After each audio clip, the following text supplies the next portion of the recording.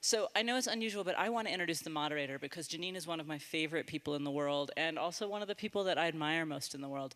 Janine went here as a student on an Air Force scholarship and became the first woman or one of the first women to fly a C-130 aircraft, the first woman to fly a C-130 aircraft and a C-17. Followed up that rather badass activity by becoming the undersecretary, among many, many other things in between, recently served as Undersecretary of the Navy in the last administration, where she was a whistleblower, really one of the people who was trying to get our Navy to pay more attention to the personnel and the people who were being put at risk by some of the decisions being made, and really went pretty far out on a limb to do the right thing in a bureaucracy that does not reward doing the right thing. So really went out for the men and women under her care and is now doing the same thing. She's now president of Metro State in Denver, and that means she runs the whole shebang. And Metro State, as many of you know, is one of the most unique and unusual universities in our country. It's one of the ones that is graduating first-generation college students, immigrants, and really trying to hold the line on the American dream. And so it is a real honor to be moderated by Janine.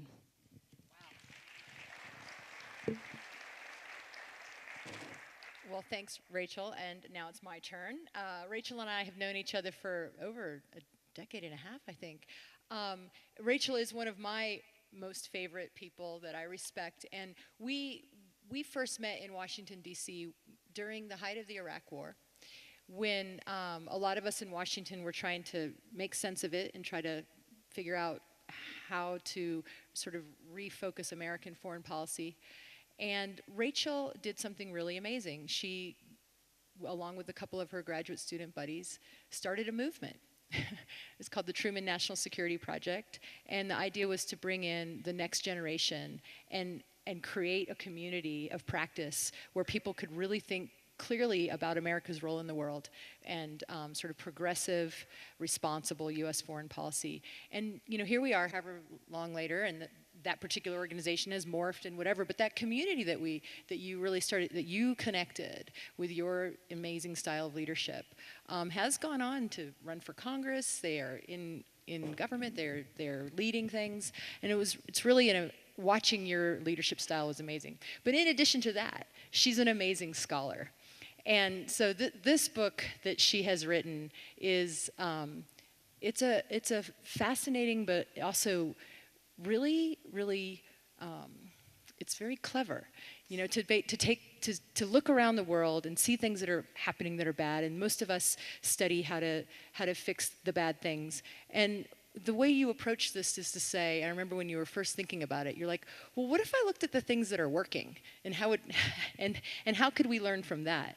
And what the result was a pretty complex analysis about what drives violence and what we maybe can and cannot do about it. And so with that, I'm going to go ahead and start talking about your awesome book. And she has signed all the copies that are out there on the table, for those of you who wish to get your own copy. A Savage Order. So Rachel, let's just start from the beginning. Why did you write this book? So this book has been a long time in coming. When I was just out of college, I was working in India, in rural India, on human rights and development. When I was doing those signings, Janine was like, wow, you've got quite a signature. I said it was from thousands of Amnesty International letters that I used to sign in college. But I was a human rights and development activist, and I went to work in northern India in these little tiny villages on microcredit schemes. And we got to this one village, and the landlord had been trying to keep people from joining microcredit for obvious reasons. He was the only game in town. So if you didn't have entrepreneurship, you had to work for him, and you had to work for whatever wages he was going to offer. And what he was offering was not livable. And so first he said that the women that we were taking around to other villages were being taken into prostitution and that we were prostituting the other women. And then he said that the children that we were weighing to see if they were malnourished, that what we were going to do was feed them to the lions. There was an eco park right nearby. And people believed that because the eco park wasn't particularly respected in the area. And then before we got there, actually, his son had raped one of the untouchable women, one of the Dalit women who we were working with. And that's happened before I got there, so I only heard about it in retrospect. But the what was unusual was not the rape. That was very common in that part of India. Dalit women, untouchable women, were considered kind of feudal property of these landlords. What was unusual is that her brother, instead of blaming her, actually was mad at the landlord's son. And that was very unusual, and he went to confront the landlord's son and say, how dare you rape my sister? And it was wheat threshing time. And the son was sitting around with his friend, and he took the arm of the brother, and he put it through a wheat thresher. And I thought, how in the world can you bring development to a place where you can get away with that kind of violence and have total impunity? Nothing was going to happen to the landlord's son for any of the things that he had done. And I thought, that's the issue I need to work on. But it turned out if you worked in human rights and development, nobody was working on violence. That was, it was the military that did things that had to do with violence, not the human rights and development community. So it led to this very long and circuitous route of getting to know the security community well enough to understand these issues of violence and eventually come back to my roots. And that's the origin of the book. Well, that is pretty intense observation for when you're just starting out in your career. So when you went out to write this book, what was the specific question you were trying to home in on?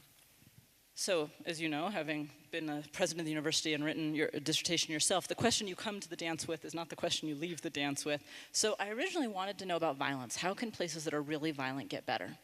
And I had assumed that would mean studying war. And so I brought together experts in violence, all sorts of different kinds of violence. The first thing I learned was that it wasn't about war at all. And picture, you all can think, I can't see you, but I can tell you to picture in your heads. Picture in your head somewhere that's very, very violent. And usually when I do this and can see the audience and can ask people, usually there's somebody's thinking of Syria, maybe Iraq or Afghanistan or some kind of mashup of generic Middle Eastern countries. But I'm just going to ask you, did anyone picture Brazil? Because Brazil has had more violent death in the last 3 years than Syria. Mexico has had more than Iraq and Afghanistan combined for the last decade. It turns out that the places that had the most violence weren't the places at war, which is what I'd assumed. They are highly unequal, highly polarized democracies. And so the question I needed to solve was why? Why are they so violent? And so I brought this expert group together and I said, okay, what do we know about what works to fight violence? And it turned out we knew a lot. And so we put together this literature review, all these different techniques, how you get your police to do better and your military and this and that, anti-gang programs. And then I said, okay, well, how would you get a highly corrupt police force in Mexico to accept some of this?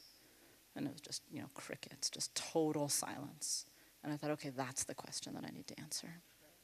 Because you're getting deeper into the society, so you can easily look out and see, and a lot of the work we did in Washington was focused on, how do other countries intervene to help, right? And we usually don't intervene to help in the favelas or the most violent places in places like Mexico or Brazil. We intervene in war. But you're saying that we're looking at the wrong thing? I mean, I'm not saying that war is not something to... It's bad too. War is right. bad too. Right. But I'm saying 99% of the scholarship or 95% of the scholarship is on war. There's a lot of thinking about how you end war, and we've actually made a huge amount of progress. People don't tend to know this, but war deaths are down. They've just plummeted over the generations. They're up a little bit right now with Syria, but they're still at such a low ebb compared to the Cold War and before the Cold War, of course, in the 20th century. They're way, way, way down. This kind of violence is going up, and not enough people are looking at it or studying it, and we don't actually know that much about what you do, because as you said, we think of this as a domestic problem. It's not like, America has 4 of the most violent cities in the world. Which ones are they? Baltimore, Detroit, Memphis, Tennessee, and St. Louis, Missouri. And I think it's, if you look at where Black Lives Matter, for instance, has been having protests, there's a lot of coincidence with those 4. But the UN is not going to send blue helmets to Baltimore, right? These are problems that you deal with domestically, and so we just haven't given a lot of thought to how do you deal with that kind of a problem. So talk a little bit about how you structured the book and which places you chose to dig deeply in and how they are arrayed. So it's a popular book in terms of I wanted to write it for normal people who would read a book and enjoy it rather than for the academic audience. So it's an academic methodology hidden inside a popular book. So I went around the world, every settled continent, and I found a place that was very, very violent and gotten better and a place that was very violent and hadn't gotten better, and compared the two. And that led me to the Republic of Georgia versus Tajikistan, and Colombia versus Mexico, and Sicily versus Naples, and parts of India, one state versus another. And I was looking at state-level violence in cities and regions and countries. And I thought I was going to be writing about a lot of little things, kind of like our literature review. Here's a lot of different kinds of violence, and here's a lot of ways they get better. And yet, every place I went, and I did a lot of reporting for the book, because there's so little literature on this. I did all the research I could. Half the book, if you see the book out there, it looks really thick and intimidating. Half of it is footnotes, so it's actually shorter than it looks by far.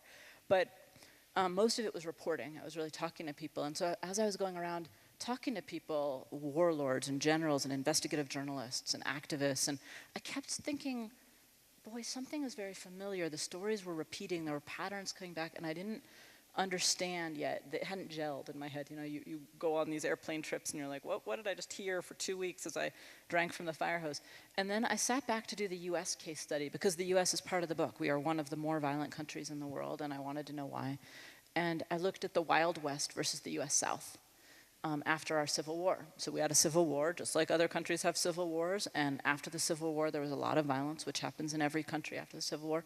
But the Wild West got better really quickly, 30 years, and it went from violence at the level of Medellin at the height of the drug cartel wars to something that's not that unlike today. The South went the other direction. The South, during the same period of time, went from post-Civil War, small-level violence, to in the 1890s, you had somebody being lynched every 36 hours in the South. And I wanted to know why. And that turned out to be the key to the whole puzzle. So what's the key? I guess obvious question. So the key was this. In the Wild West, it was really just a weak state. There wasn't much government. And so in the book, I tell the story of Theodore Roosevelt. And I did tons of research on Theodore Roosevelt. I think this was the only story that really stuck in the book. I had to cut an awful lot. But Theodore Roosevelt had a tragedy happen to him. He lost his wife and his mom on the same day. And he was heartbroken. And he went out west to recover. And he had a cattle ranch in the Badlands. And while he was sort of recovering through hard work and so on, somebody stole his boat. And being Theodore Roosevelt, he didn't just get mad. He decided to get even, and he built a raft with 2 ranch hands and went down the river to find his boat. And you know, there's only one way they could have gone as boat thieves, and he just needed to go faster. And they did. They found the boat after 3 days on the river. And when I give slides of this talk, I actually have a picture of Theodore Roosevelt with a rifle pointed at these 3 thieves who stole his boat. But then, this will sound very familiar to a Boulder audience, the river froze very unexpectedly. And so they were stuck on this river. They were stuck for 8 days on the river, forging with the ice. And then when they hit land, the ranch hands went back to the ranch, and Theodore Roosevelt was left with these 3 thieves, and he had to get them to the jail. And the nearest jail was a 40-hour walk away. And so he had to stay awake and walk the thieves for 40 hours to the jail. And when he got there, the people on land said, "Why didn't you just shoot them?" Because any normal human being who was not Theodore Roosevelt would have done that. There would have been total impunity. It was a weak state. There wasn't much government. It was hard as heck to get them to the jail. So that's a weak state. And the Wild West was that. And it got better very quickly as government moved in. But the South was very different. What happened in the South was that just a few years after the Civil War, you had police, you had courts, you had the whole shebang of government institutions. We had military law, so you had a lot of military on the ground. And yet violence was going up and up and up. And what was happening in the South was something that I came to call privilege violence. And it went like this. The old Confederate politicians wanted to be back in power, but they couldn't win legitimate elections because suddenly African Americans had the vote. And they weren't going to vote for the former Confederates. So what could they do? Well, the KKK had started up, and so had a whole bunch of other violent white supremacist groups. And they started for their own reasons. They weren't started by the politicians.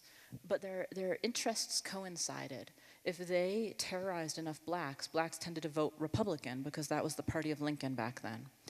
And if they terrorized enough, then the old Dixiecrats could get back into power because they wouldn't vote. And so what you see was this pattern of lynchings that were happening for their own reasons. You know, they were happening because of black on white sex and because of economic reasons. And all. But the deeper cause of allowing the impunity for them, allowing these people to do them and not go to jail, was this politician's interest. And so they would spike before elections. You would see them rise as the populists came into power. The populists were another political party that were challenging the old Confederates, and as the populists were trying to make common cause between blacks and whites, you saw the violence really spike. So it was very political, not in its proximate cause, but in the politicians allowing it to happen and not preventing it. And what you saw was that the violence only started to go down almost a half century after the end of the Civil War, when the politicians figured out another way to stay in power, and that was through Jim Crow laws. And as Jim Crow laws pass and they disenfranchise that electorate, the violence just plummets because they don't need it anymore. They can now start reining in the Ku Klux Klan. And so that's what I saw in every country I went to. What I saw was where there was a great deal of violence. There were a handful of states that were weak, like the Wild West, but very few.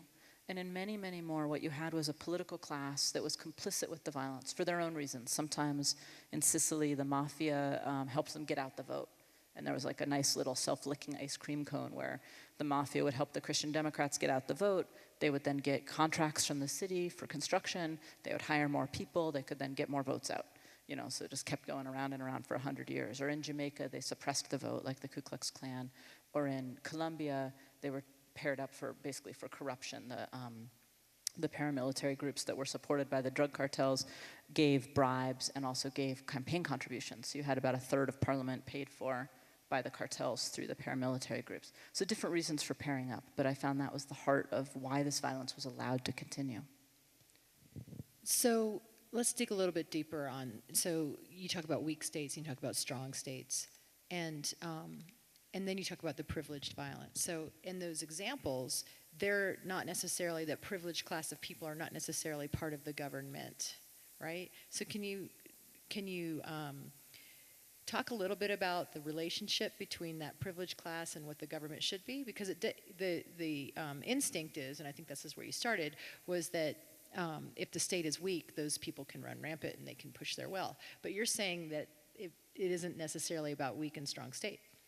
Yeah, that's right. It looks a lot more like the landlords in India that I started out with, in that the state might be weak or it might be strong, but in every case it is weakened by this class of people because they want the right to use private violence.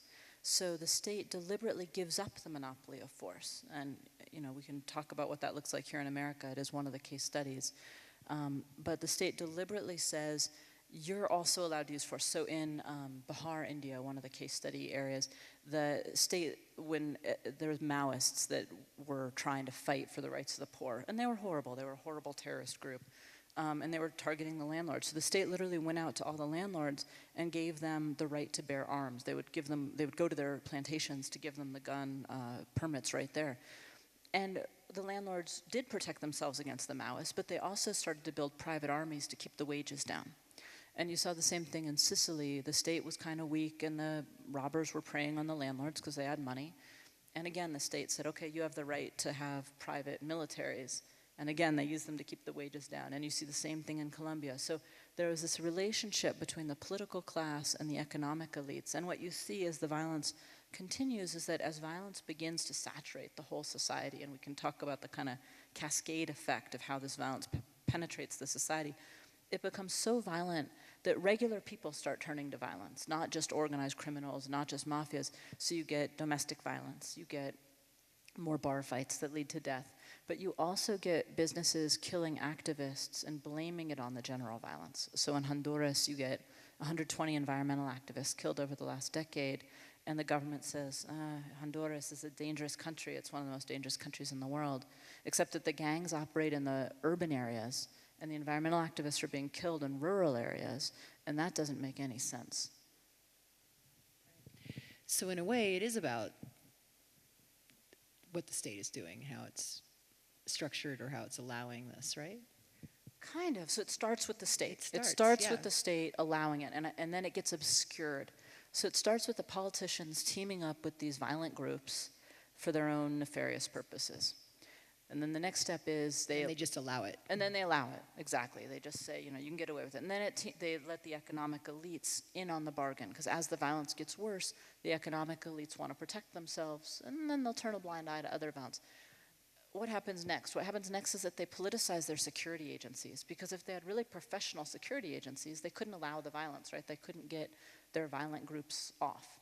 So my great-grandfather was a detective in Bronx, and he would regularly have to take off his uniform and go make political speeches for the Tammany Hall machine. That was how you kept a job as a police detective in the Bronx back then.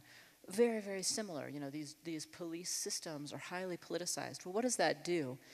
Unfortunately for my great-grandfather, it means that really good people leave because they don't want to work in a place that is so politicized.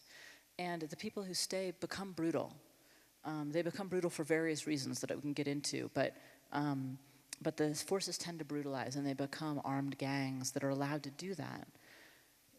They don't prey on the urban upper class, and they don't prey on the middle class, because the middle class votes. These are all democracies. By definition, these most violent countries are highly polarized, highly unequal democracies. The middle class also buy their way out. They live in gated communities. They get what good police there are, go to their places and protect their businesses. So they prey on the poor and the marginalized. That's where you get a lot of police violence.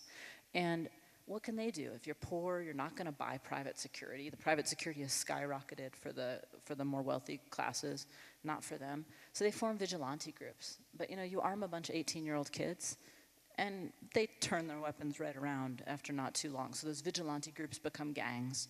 And then the gangs come in and say, well, we'll protect you from the other gangs. And the mafia comes in, we'll protect you from the other mafia. The cartels will protect you from the other cartels. And pretty soon these groups are all kind of rooted in society. But they also try to do good things. They all pose as Robin Hood. And this was really surprising to me as I went from country to country. Pablo Escobar, horrible, horrible drug cartel, drug lord, he built public housing and schools. And in India, some of the muscle men, armed, literally people who are politicians who have a rap sheet for armed robbery and murder, they were building women's colleges and forcing doctors to subsidize healthcare for the poor. So they're doing these horrible things, but they're also gaining legitimacy, because when the state is criminal, when the police are violent, and the criminals are doing good for your community, suddenly it becomes a lot more morally murky what you should do as a poor person in that society. And it becomes easier to choose that side because it's all very local. So you've described how it can kind of build on itself and end up sort of spiraling into these situations that we see today. How can it turn around? In what situations has it turned around? So I should say that 2/3 of the book is on how it turns around. I was much more interested in the positive part of the story than the negative part. I just had to tell the negative part so the positive part makes sense, because what's great about this kind of violence, I know that sounds ridiculous, but what's great about it is that you can do something about it. War, only the Secretary General of the United Nations and president of a country or the president, head of a rebel group, very few people can do much about war. But this kind of violence is highly amenable to change, because it begins with this kind of rotten, savage order of a governing system. And so if you change the governing system, you can change the kind of violence. And that means electing new people, but it also means building a different system, because you can elect people just as bad as the people who were just there. And so how does that start? Well, the first move goes to the violent groups, because the middle class can ignore this violence for a really long time until it starts affecting them. And they do. In every country, they ignore it for a really long time. And you might think, oh, I wouldn't ignore it, but let me just remind you that 4 of these cities are in our own country. It is really easy because the people who are targeted look different. They live in different parts of the country or different parts of your neighborhood or your city. And also because the middle classes in these countries tell themselves a story, which is that if you're being targeted by the police or if you're being killed by a gang, you're probably part of the problem. And so there's this story that, oh, it's criminals killing criminals, let them kill each other. We're better off if the Maoist groups kill the other Maoist groups, if the drug cartels kill the other drug cartels. And the collateral damage, the innocent people lost in the mayhem, people assume that it's very small numbers. Or that they just don't know how to stay out of the way. Exactly. Like if you're clever, you stay out of the way and let those people fight it out. Exactly, exactly. And so it's really easy for the middle class to ignore the problem. And of course, that's not true at all, that a lot of innocent people are being harmed. But finally, the violence might hit the middle class. I'm not saying that is a good thing, it's just that's the trigger for change usually. You could think about gun violence in our schools now. And that it's finally hitting our kids. If you look at the statistics, it was much, I have 2 little children and I think about violence against kids a lot. And it was much, much more violent when we were kids. The world was a much more violent place, Yes. statistically. But that violence hit urban kids who were a lot darker skinned than we were. And the cities nobody was up in arms about that violence. This violence is hitting people who look like us. Suddenly people are up in arms. So that is the trigger, though. The first step is that the violence oversteps, usually by accident. Usually the cartels are fighting each other or the gangs are fighting each other. And as that violence hits the middle class, they say, oh my God, we've got to do something. Now what do? The politicians say, let's get tough on crime. And they offer tough on crime policies, mano dura, iron fist, 3 strikes and you're out, different things. And usually the voters go for that. It's super popular all over the world. It tends to be a vote winner. And it backfires every single time. That early literature review I did on what we know works and doesn't work, that was one of the most strong findings, is that we know tough on crime policies are actually quite the opposite. And the reason is quite simple. If you have jails that are already pretty full, as they usually are, because taxpayers don't spend a lot of money on jail when they can avoid it, and then you throw a ton of young men, and it's almost always young men, into jail, what happens? Your jails become even more miserable. The toilets start breaking, the showers are breaking, there's fights, it's smelly. And so the little perks that you can get, being the first in the shower line or the first to use the toilet, getting your food, or things like that matter a lot because the quality of your life is so bad. Who controls those perks? It's the gangs. Strong guys. It's always the gangs in our jails. So the gangs become more powerful. And then they learn from each other, because before they were fighting on the street, but now they're all in jail together. And so they learn from each other and they become more sophisticated. They build more sophisticated criminal enterprises. And then they're in jail. What are you going to do to them? So they run their street operations with much more ruthlessness because they're already in jail and they're kind of protected in jail. So what you see is this skyrocketing. But you asked for the good story. So the good story is, if the middle class can avoid voting for tough on crime measures, and usually it takes a social movement. In the book I tell the story of the civil rights movement. But if a social movement can convince the middle class, no, let's vote for a more inclusive state, a state that doesn't force our poor and marginalized people into this position, then the society can get better. And I charted that in Georgia with the Rose Revolution, in Colombia with this new constitution that they had, in Sicily after 2 incredibly beloved anti-mafia prosecutors were killed.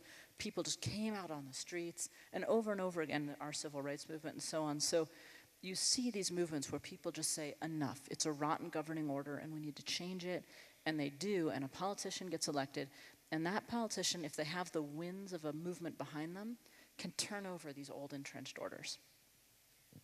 Still seems like a heavy lift.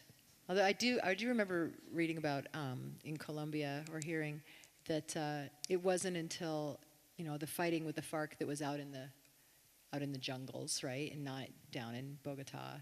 It wasn't until it became hard for the middle class and the upper middle class to get to their holiday houses that they started saying something needs to be done about this violence. That's exactly right. That's exactly right. They called them the fishermen because they started to kidnap people as they went to the hills, to their second homes up in Bogota's hills, and they would fish for men. So they called them fishermen, the kidnappers, and that is exactly what triggered it. Got their attention, right? So I'm going to ask one more tricky question, and then I'm going to start taking questions from the audience if they're being collected, and I also have that computer here. So you've mentioned the United States a number of times, and I'm sure that the people in this room are sort of wondering, what are the things we should be looking for? Are we sliding into this area? And we do have a pretty violent history. What can you tell us about? Are we in danger of some of this becoming it almost, some of the examples you relate are almost anarchic, and that I can see why people really yearn for the strong backlash. So what should we be looking for? So the U.S. is in a really interesting position right now. First of all, despite what some political leaders have said, we're at a very low point in violence right now. We're just a little bit above where we were in the 1950s. And actually, if you took out those 4 cities that I mentioned... But still, you said we're one of the most violent countries. We are still one of the most violent. So you're measuring it against a low bar against our own history, we're actually doing pretty well right now. If you took those 4 cities out, we would be at almost 1950s levels of violence. So that's the good news. The bad news is that all the trend lines are pointing in the wrong direction. So when you look at violence in American history, it's highly correlated with 2 things. One is when people lose trust in the government. And the other is when people lose trust that the social hierarchy is just, that sort of where you are in that hierarchy and the hierarchy itself is just. And we have, there's been a movement to chip away trust in the government for a very long time. And you didn't see violence rise right away because we mostly lost trust in the government among older people. Now, older people don't commit a lot of violence, older white people particularly. It's young people who commit violence, young men. And so under the Obama years, older people and older white people were losing trust in government, but it didn't matter from a violence perspective because they weren't going to be going out and doing that.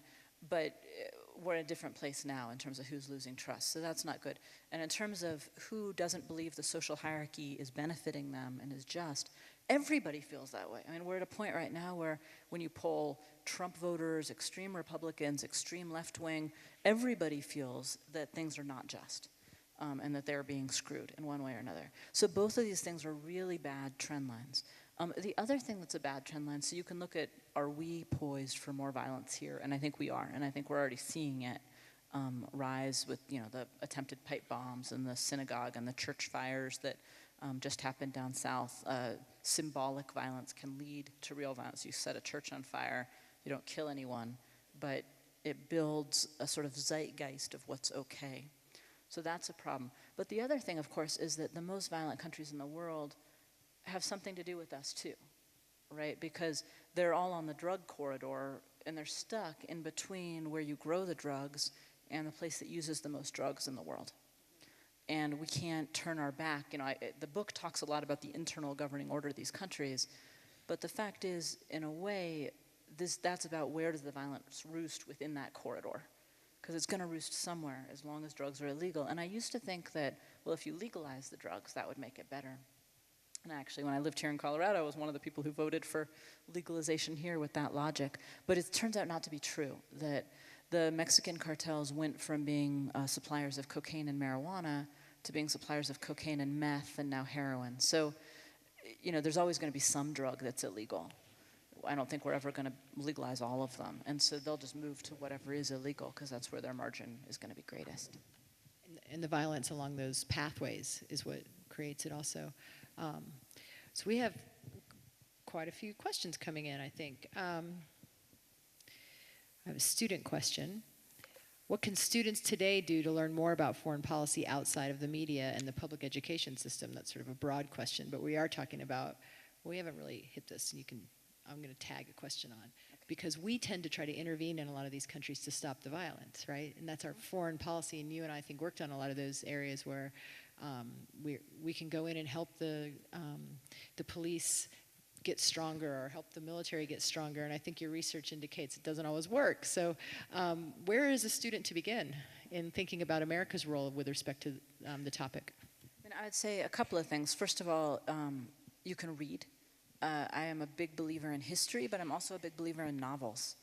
Before I would go to any country that I was researching, I would read as many novels as I could about life under the violence, books that talked about that, because good novelists get so much more deep into the emotions of what it is like to live in that place. And I think you actually learn much more than from all the statistics and so on. So I'd say read widely and read novels. I'd also say there's the usual suspects of magazines. I like to read The Economist, even though it's highly biased, because it's very open about its bias, so you know exactly where it's coming from, and it covers everything. And the last thing I would say is go to these places. There is nothing like being on the ground, and especially when you're young, before you have 2 little kids, it is worth spending as much time as you can in as many places as you can, living as normally as you can. I remember when I started doing development work, I was working in Albania not long after the pyramid schemes there had collapsed. The whole government had fallen apart. And I was working for the World Bank, but I was living with the sister of a friend who was just a regular Albanian in her apartment. And there was no heat. There was no heat that winter in Tirana, and it was really, really cold. And I'm from Alaska. It was really cold when I'm cold. And so I was sleeping in every piece of clothing I had brought with me and a hat and inside the apartment. And I would go meet with the folks at the World Bank, and they were at the fancy hotel that had a generator. And they were talking about just how lazy the Albanians were. And I got so mad, and I said, when the electricity's on for an hour a day, they're all running home to fill their bathtubs because they don't know when they'll have water again. And they're cold, and it's really hard to work when you're cold. And just the lack of realism. So go to these countries and live as normally as you can while it's still easy to do that. So that reminds me, I mean, or raises the point. I mean, you studied a lot of dangerous places in order to write this book, and you went to these places. What are some of the standout moments in your field research? I mean, and were you scared? It's funny. So I picked this, my husband and I picked this topic together, I must say, because when we met, I had just come back from Afghanistan, and I'd been doing election monitoring in Pakistan, and we wanted to start a family, and he said, you're going to be doing this book while you're pregnant, and I would rather you not be in Afghanistan and Pakistan. And I said, I would rather not be in Afghanistan and Pakistan too, actually. So let's come up with a project that I can do that doesn't. So I hadn't thought of it as dangerous. But I did have some really interesting moments. I think the most dangerous moment actually was in Colombia. In Colombia, there was an investigative journalist, a guy named Nacho, who I really wanted to interview. He knew everything. And he'd been targeted for assassination attempts by everyone. He'd had 22 assassination attempts. And as a result, he was really hard to pin down to interview. So he kept making appointments, and he'd cancel the appointments right beforehand. And I'd be in some godforsaken part of Bogota trying to figure out how to get back since he's just canceled on me again, and getting more and more annoyed. So finally, when he said he would meet with me, I said, great, I'm going to do it right now. And so I ran to meet with him and it was at his apartment. It was fourth floor walk up, and I walked up to the apartment, and he met me, and I'm sitting down. I'm 6 months pregnant at this point, so I'm sort of sitting in a very significant way on his little ratty couch. And he starts locking all the doors, and the door has maybe 10 locks on it. And that was worrisome. It's always worrisome when someone locks 10 locks in a row. And then he turned to me and he said, my bodyguard didn't show up today. In Colombia, you're assigned, if you have a lot of assassination attempts, you get assigned a bodyguard by the state. But one of the tells that something bad is about to happen is the bodyguard doesn't show up. So with various presidential people who were assassinated, with the Supreme Court, when there was a fire attack on the Supreme Court, it was all on days the bodyguard didn't show up. So I'm sitting there, I'm 6 months pregnant, it's really hard for me to move anywhere, and the locks have all just been locked, and he's sitting there chain smoking, and he keeps looking at the window behind him. And I'm thinking, how am I going to explain this to my husband? But thank God it was fine, and I learned a lot from the interview, and then I skedaddled. That's a pretty badass story, actually. And you tell your child where she was when you were 6 months pregnant. So there's some interesting questions coming in here. One student is asking, can you elaborate a little bit on what they're calling the murky morality of these? You talked about Pablo Escobar and how they're these really evil, mean people, but then they are like these pillars of the community. I mean, how do we make sense of that? So when I've talked about this book to some audiences, I say this is a book for grown-ups. This is not an easy book, because the answers I found weren't easy, and they weren't easy for me. I mean, I am an old human rights activist, and a lot of the things I had to write about, I didn't like the conclusions I was coming to, what the facts were leading me to. And I think this is one of those cases where I feel very comfortable condemning Pablo Escobar as a horrible person. I actually got to know his son in the writing of this book. His son's an architect and had some pictures that I really wanted, and so we ended up chatting. So Pablo Escobar was also a father. He was on the phone with that particular boy when they traced the call and killed him. And so the son condemns his father, but also recognizes he was actually a very loving father to the son. You see this with horrible people all over. When I was in Japan, it doesn't show up in the book, but I was looking at the Japanese Yakuza, because Japan has a big organized crime problem that they've dealt with differently than other places, and I wanted to look into that as a potential solution. They've sort of semi-legalized organized crime there. It turned out not to be a good solution. Happy to talk about that. But in Japan, they have a museum to some of their war criminals. And when you go to that museum, one of the things they put out, I forget which war criminal is, one of the war criminals who just did horrible things. And as a Jew, Germany really dealt with these issues. Japan hasn't dealt with these issues, even though I adore Japan. They haven't. And so in this museum, they show the letters that this war criminal wrote home to his kid, and there's little cartoons that he drew for his kid of, cats and dogs and ducks and stuff. And it just reminds you that these horrible people are also human beings, and they do have good things about them. And as you're sorting through how you deal with the morality of how you think about these people and how you think about people that we consider good but who have done bad things, You know, we used to consider our leadership good, right? Our president good. Some people still do. And yet that president has ordered the murder of women and children, usually inadvertently, but sometimes knowingly. You know, not knowing that they're going to kill women and children, but knowing that the collateral damage of the actions that they do are likely to. And so these things do get very morally murky. And I think one of the things when I used to run the Truman Project and work with a lot of younger people on national security, I said, we live in a world where the decisions you make are life and death decisions. And you have to make those decisions even though they mean that, you know, there's the old trolley car experiment, right? Do you turn and kill 3 people or do you turn and kill 1 person who's on the tracks? Someone is going to be hurt by those decisions. And these are hard things to decide how you're going to figure out that morality, but that's what we ask of our leaders. And if we're asking that of our leaders, we have to respect them for making those hard decisions. And we can't condemn them for doing either thing. It's fine to say it's bad to have killed the 3 versus the 1 in the trolley car, but you can't say you are not allowed to do either because you have to do one, right? So you have to be a grown-up about the decisions we're asking our democratic leaders to make. So that leads to another question in here, kind of, where it's about choosing to intervene, really. I mean, the question is actually, you know, what role, or doesn't a lot of the violence that happens in the world, isn't it caused by imperial interventions or, you know, like the Taliban and these kinds of things, or is that just a different category? And what kind of murky responsibility does one have there? So there's a lot of blame to go around, I would say.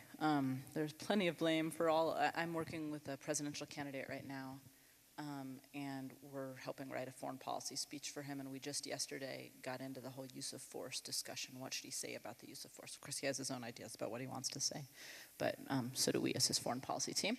And so we were trying to give him some thoughts about it. And this was a discussion on the team. It was, you know, there was one person there who said, you know, we have a duty, a responsibility to protect. And so if there are people in need who are at risk of genocide, we need to go in. And there were others on the team who were saying, well, we do have a responsibility to protect. We also have a responsibility to be efficacious. And not make it worse. And right. not make it worse. Yeah. And knowing which is really hard. And so I think, has America caused more of the share of violence than we have solved?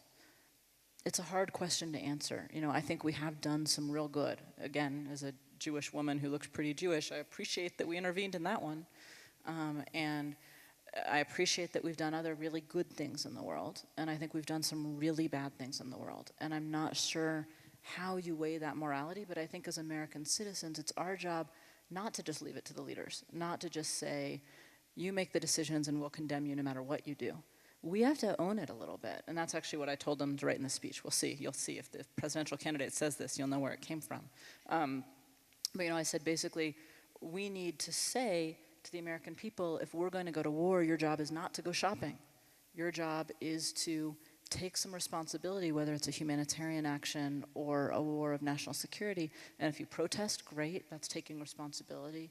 And if you're supportive, also fine, be informed. But we can't just condemn without playing a role as citizens. So that leads to another question from a student, is what can we do? I mean, I think you articulated that sort of one of the turning points in turning some of these things around is when, you know, the regular people, the middle class, the majority, realize that this isn't just a thing for other people and that they actually have to do something about it. And they stand up and you said, you know, vote in a different way. This person wants to know, how do you vote? I mean, what are we supposed to be looking for? How do we know what policies are the right policies and what people are saying is going to turn it around? Vote. Don't just vote for your president, vote for your city council. Vote, I mean, yeah, so much of this is local. So much of this is local. Which is why we can avoid or ignore St. Louis or Memphis from exactly Colorado. Right. That's exactly right. And, you know, we have Denver here. We have big cities here too. And so being informed and voting at all the levels is really important, and they aren't all the same. It's one of the this book, it was funny, I used to run an organization where I worked with a lot of politicians, but the dirty secret while running it was that I really don't like politicians. They're not my cup of tea. And so I would do the work, but I would not be thrilled about how I had to spend my time. And this book ended up being kind of a paean to politicians. There's a whole chapter where I'm like, you know what? These people have to make tough decisions that make them not like people. I'm an activist by sort of heart. and I want things to be much more clear and clear cut, and the politicians have to work in the world of the compromise, because in a democracy where people disagree, they have to compromise, otherwise you break your democracy. And so the fact that they're going to be more compromised individuals than I like to be is actually exactly what we're paying them to do. And we need to respect that. So I think voting is one thing you can do. You can call your legislators about the Global Fragility Act. I don't know if I've just violated our tax status here, but there's an act in play right now. It's bipartisan. It's in both chambers, called the Global Fragility Act, and I helped play a role in the drafting of it, and it's a really good act, and it says a lot of good things about how we fight this kind of violence, and it would direct money to this kind of violence, and so we need to support it. You can call your legislators. I was actually just in Capitol Hill 2-3 days ago talking to them about it. You can be careful how you spend your money. A lot of places that have this kind of violence are also vacation destinations. They're Jamaica, Mexico, Brazil. And one of the things we don't think about is that the people who are involved with this kind of privileged violence are often laundering money. Often they do this for corruption, to make some money themselves.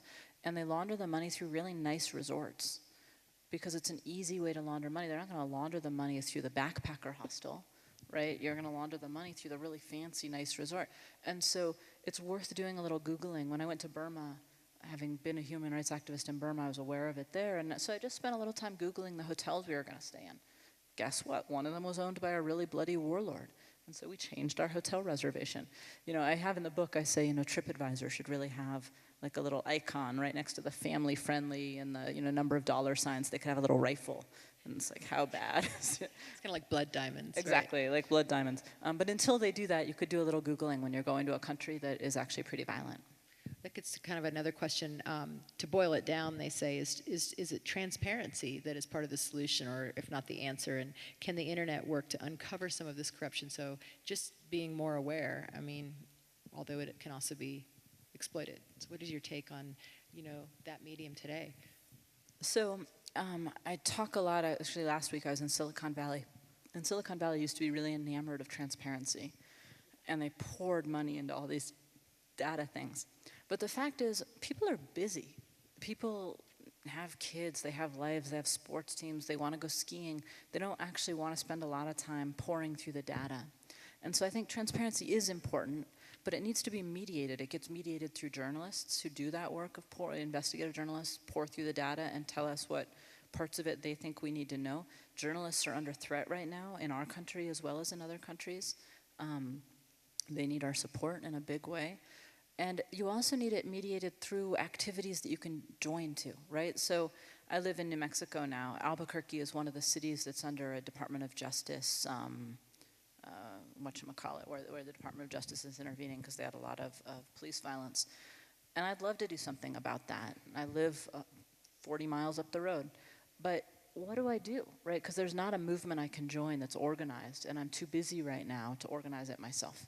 So social movements can play a big role in this, and people getting organized to make it easier for other people. And so if you just have the transparency, but you don't have a movement and you don't have the journalists, it's not enough. You need the accountability as well. And so actually there's a whole chapter in the book about social movements and social activists, because they play such an important role in mediating for us and letting us do something. So a couple of people have put in questions about two parts of the world. I'm going to give them to you both at the same time, and you can tell us how to solve them. One is, of course, Palestine and Israel. How hard can that be? And the other is, Venezuela and Colombia, but Venezuela in particular. Whew. Can't get away from a talk without Palestine and Israel. So I've been going back and forth to Israel for 20 years now. I've worked in Jerusalem, and I've worked in Nazareth, which is an Arab-Israeli town, and was in the West Bank right before the Second Intifada. And that country has sadly gotten harder and harder to be excited about its prospects. I would say when I was much younger, I thought I would make Aliyah, which is when you move to Israel and live there. And I thought one of the reasons that was attractive to me was that there weren't a lot of secular Jews there. And so if you're a fairly liberal person and I wanted to go into politics, you can actually make a huge difference, and it's much easier to go into politics. You don't spend all your time fundraising the way you do here. You can have, your 10 best friends vote for you, and suddenly you're a member of the Knesset. So I thought I could do that. And so I wanted to make change there, and it was possible to make change there, and it was pretty hopeful. Now it's in a pretty difficult place, and it's hard to know how we get out of this difficult place. I mean, they've just re-elected Netanyahu. Netanyahu has just been indicted by his own justice ministry, and they wouldn't have brought an indictment against a sitting leader if they weren't pretty darn sure it was going to stick. And so how that country solves itself is really hard, and how they solve themselves when America is not helping. You know, a lot of older Jews think that to help Israel is to help the government of Israel. I don't think that's true. I think helping Israel has to do with helping them figure out a way out of an existential dilemma, which is that you can't be a Jewish state and a democratic state at the same time. You just can't. You can't be a Jewish state where 20% of your people are Arab Israelis and be democratic. You have to, something has to give. And so Israel has to figure out which it cares about more. Does it care more about being a democracy, in which case it has to be equal for all its citizens, and it has to figure out whether to make the Palestinians citizens or give them their own state? Or it has to figure out that it wants to be a Jewish state, in which case it will become an authoritarian state more than it is now. And it would need to own that, and we would need to own that as allies who have treaty obligations. I'm not running for president, so I can say what I want. But Venezuela and Colombia is in a certain way easier. I mean, Colombia's gotten much, much better. Not perfect. And in the book, I do say that these countries don't become perfect. Once they've gotten better from this kind of privileged violence, you can see all the places where society can break down again, and an enterprising politician can push on them, which just happened in Colombia. But they still get much better. Much, much, much better. And it's like a towel that you're squeezing the violence out of, you know, squeezing the wet towel. Venezuela is in a tough place. I've actually been part of an organization that's working with some Venezuelans in the country, still not in exile, who are trying to figure out how to negotiate their way out of this. Because the reality is, I'm glad that we stopped buying their oil. I think there were some mistakes that were made by the past administration about, we were the main, I think the main purchaser of their oil, which was keeping their whole economy afloat. So we were condemning them and at the same time backing them. I'm glad we stopped doing that. But the reality is that their military, I mean, they're a perfect example of this kind of privilege violence. And their military is a drug cartel. They're called the Golden Cartel. And that's well known. If your military is a drug cartel and they're threatened with being in the International Criminal Court if they do anything that would lose power, why in the world would they give up power? And that's the problem that we're facing right now. They're not defecting because it's not that they're just horrible people who hate their own people. They have some real bread that's buttered on one side of this equation. And you need to solve that. And the way to solve that, I think, is going to be a dirty deal. And I talk in the book about dirty deals and how important they are. This was another part that made me really uncomfortable as a human rights activist. But basically, when someone has violence and the means of violence, and they're going to use the means of violence, how are you going to get them to put those things down? Well, you've got to offer them something better. What's better? They can take what they want with the violence, generally speaking.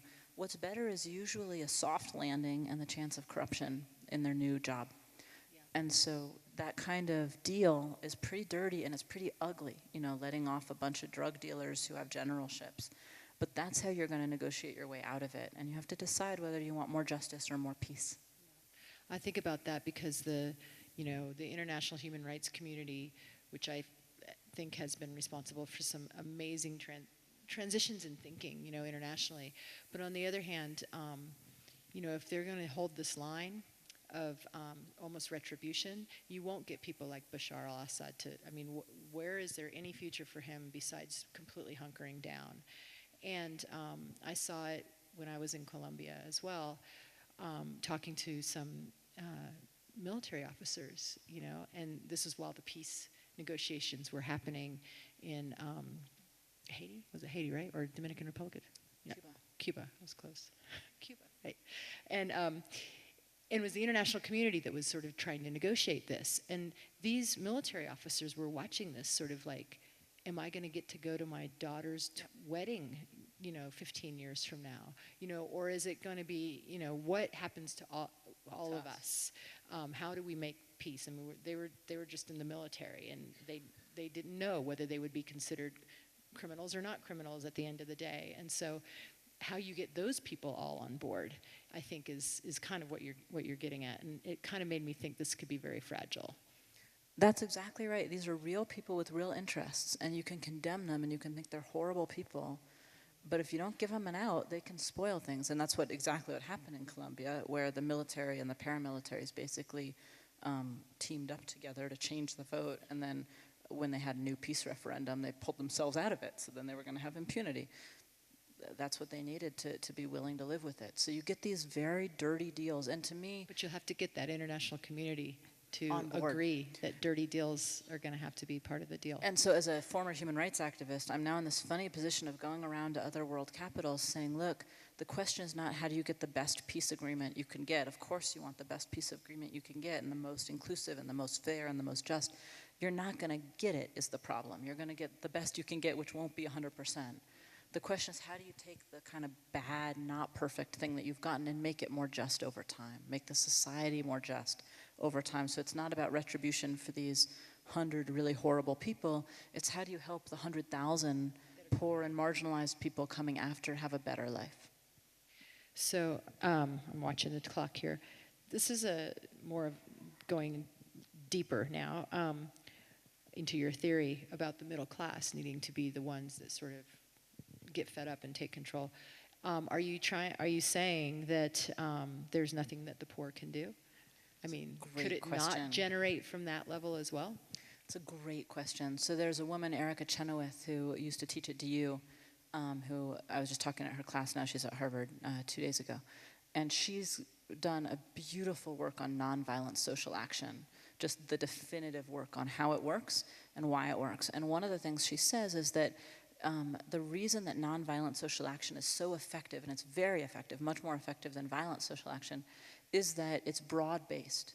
Because in these highly polarized societies, you need a broad base of people to make change. Otherwise, things just fall along the polarized divide. So Sicily is the best example of this. Everybody knew that the Christian Democrats were tied to the mafia. It was like common knowledge, sort of. The people who were pointing it out were the communists, because those were the two big parties in Sicily. So the communists would say that Christian Democratic politician, he's tied to the mafia. The Christian Democrats would say, oh, the people saying that are the communists. They're funded by the Soviet Internationale, so don't listen to them. And both were true. They were tied to the mafia, and the communists were paid for by the Soviet Internationale more than any other party in Europe. And so you just had this stalemate. Nothing could change. And when the poor make a cause for themselves and it doesn't involve the middle class, they actually can't generate enough broad base to make the kind of change that doesn't threaten the entrenched interests. I don't like this finding. This is not what I wish the world worked as. But when the more entrenched interests see a kind of revolution from below, they get really scared and they double down on their governing order that is really savage and violent. And so the role the middle class plays is in making it okay. They play this role of letting the entrenched interests, the military in Colombia or what have you, know that you won't have their heads on pikes at the end of the thing, and that they can allow the change to happen because it will be more moderated. That means that there is a politics of respectability going on. And when I wrote this chapter, my research assistant at the time was just out of college. She hated this chapter. And she kept telling me, that you're just talking about the politics of respectability. That's old stuff. And I said, if you want to look at what works is you involve the middle class. If you want to look at what feels good, that's a different story. But I'm going to talk about what works because I actually care about that. I recognize that what feels good also plays a role in change. I'm not denigrating the fact that what feels good is to say what is just, regardless of what is acceptable, because certain things need to be said. But you might not get any farther than saying them in that case. I'm going to ask maybe one or two more questions. So there is someone in the audience who is challenging your theory about voting. You keep saying that the solution is to vote, yet that's what every leader always says, and guess what? It's not working. Are you ignoring the ultimate goal of these conflicts is about money and hegemony?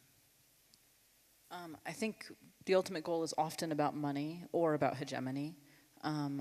But I do think voting can work. Can flip that. It can flip that. And the fact that a lot of people chose not to vote in our last election, I don't remember what the numbers were, but President Trump did not have a majority of the American people. Not only did he lose the popular vote, the majority of the voting public didn't vote.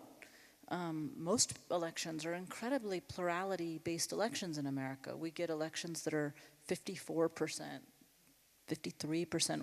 We never hit 70%. If that group of people were voting, you would see very different, because the electorate, the demographics are very different in America if people voted. So no, I actually do think voting works. I just think a lot of people don't believe it. Now, voting also has to match up with having good politicians. And so that means you also have to run. I used to run an organization that helped a lot of people run who never thought they'd run for office.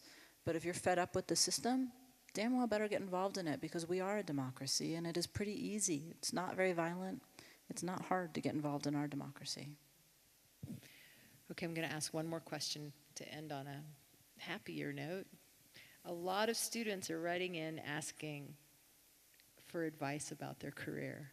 It sounds like you have a pretty exciting career. How do you get into something like this, where you can travel the world and sit up on a stage and say really clever things? And change the world. I've been super duper lucky, and I think it's harder now. I mean, I think those of us in our positions have to admit that we grew up during what was called a birth dearth. My parents remind me of this a lot, that the best thing they did for me was have me in the mid-'70s when people weren't having kids, because there just was less competition.